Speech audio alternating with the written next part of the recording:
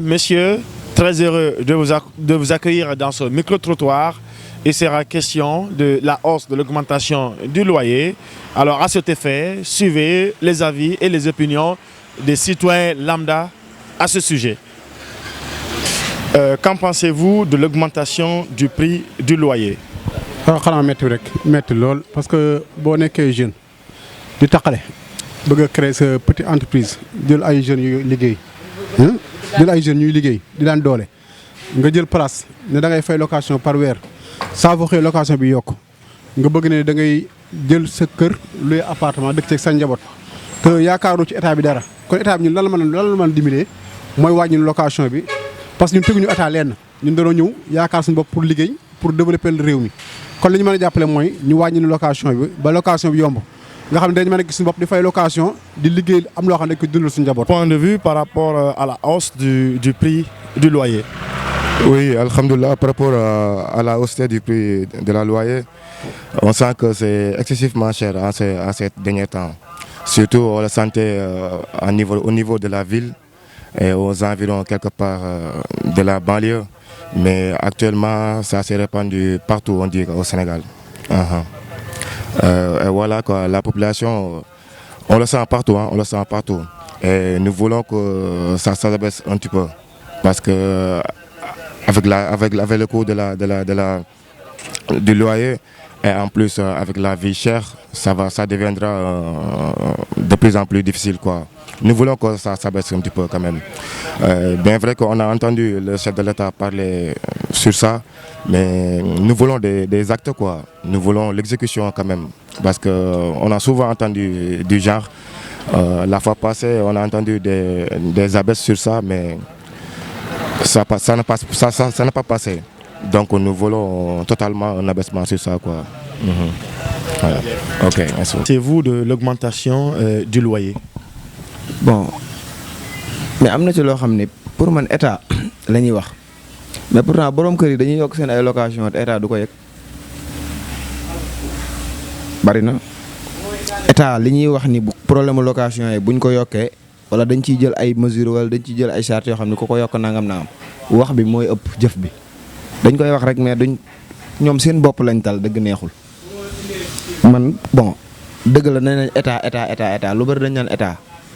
ku nekk mën nga dimbali sa bopp d'accord mais nguur tamit li tax mu jiite réew bon dimbali ñu ci bëri la liggéeykat yi parce que fii ñi fi nekk di liggéey ñu bëri ñu am na si ñoo xam ne dëkkuñu fi ñii dañu jóge dëkk ak dëkk ñëw fi louer place mu cher ngay rayante di liggéey li ngay liggéey doxul location yi cher bon yow mënoo def nenn nu dul toog gérer ko rek muñ toog xaar yàlla moom baax na quoi.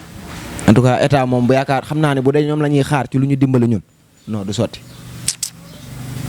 duñu am tus kii bu ku ne rey sa bopp rek gën a góorgóorlu bu baax yàlla bari na sutura quoi waaw lu metti rek nga gérer muñ te xam ni lépp sa bopp la mais du état moo lay dimbali wala moo lay dimbali ci location bu cher wala nangam naa am dañ koy wax nii rek mais duñ ko jëfe gaa yaa ngi yokk seen ay location te ñoom nee nañ location yi dañ cee jël ay mesures nangam buñ ko yokkee fii la war a yam kenn amatul droit laaj 3 mois caution 2 mois ngay laaj mais gars yi ñu ngi laaj 3 mois ba tey caution ci place fii place boo fi jël 3 mois ngay joxe caution place boo fi jël tu donnes 3 mois de caution plus dafay cher trop force da nga koy joxe boo ko joxewul keneen ñëw jël ko te yàlla baax na yàlla nañu yàlla dolli sutura rek incha allah.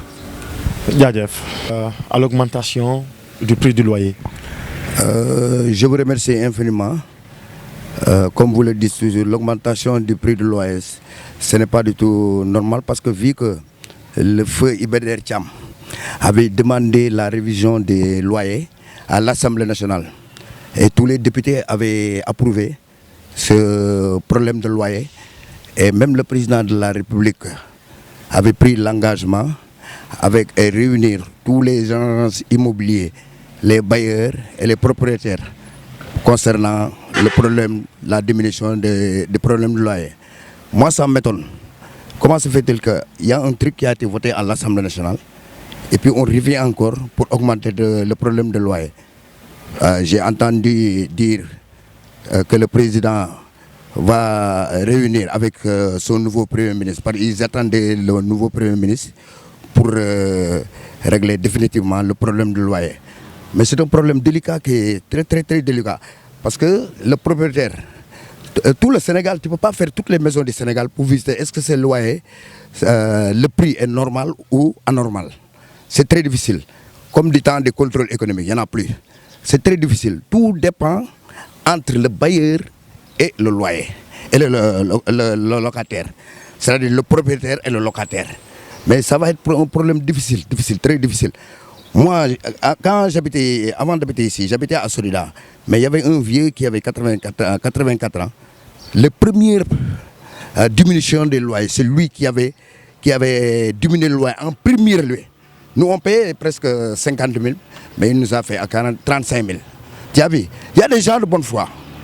Location metti rek la def ndax ñun ci lañ jógee bay doog a ñëw fii mais sonnoon nañ torop nga am ñeenti néeg ci kër wala ak saal ñu lay fayee ko ay fanweeri junni ñeent fukki junni kooku metti na torop waaw loolu moom daal metti na bi ñuy ñëw fii defuñu dara dañoo tabax ko nii rek mu taxaw rek ñu ñëw dugg si toog ndax sonn ci locataire am nañ ci fukki at ak juróom benn ci luye mu metti torop bala ngaa añ nga ngay fay luyaas ba pare nga doog a lijjanti loo lekk metti na torop kun ci mën a dimbali nag dinañ sant yàlla ndax même ñun jógee nañ ci mais suñuy njaboot ñi ngi ci suñuy famille ñi ngi ci luyaas te vraiment sonn nañ torop du ñu mën a def nag ba mu wàññeeku ba yàlla may ku nekk sa këru bopp dina baax lool metti na torop nag boole ko dund bi seer beeg yëpp daal metti na torop wax dëgg yàlla loolu daal laa ci xam moom yàlla nu yàlla dimbali daal ba ñu jàppale ñu daal pour luyaas bi mën a wàññeeku sonn nañ torop ok merci.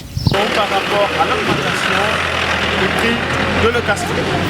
Location yi cher na courant cher na déjà robinet tamit kenn waxaale ko ñu ñëw location kër yi cher président war nañaa jàppale xool ñu tamit gëstu tuuti ci location yi daal.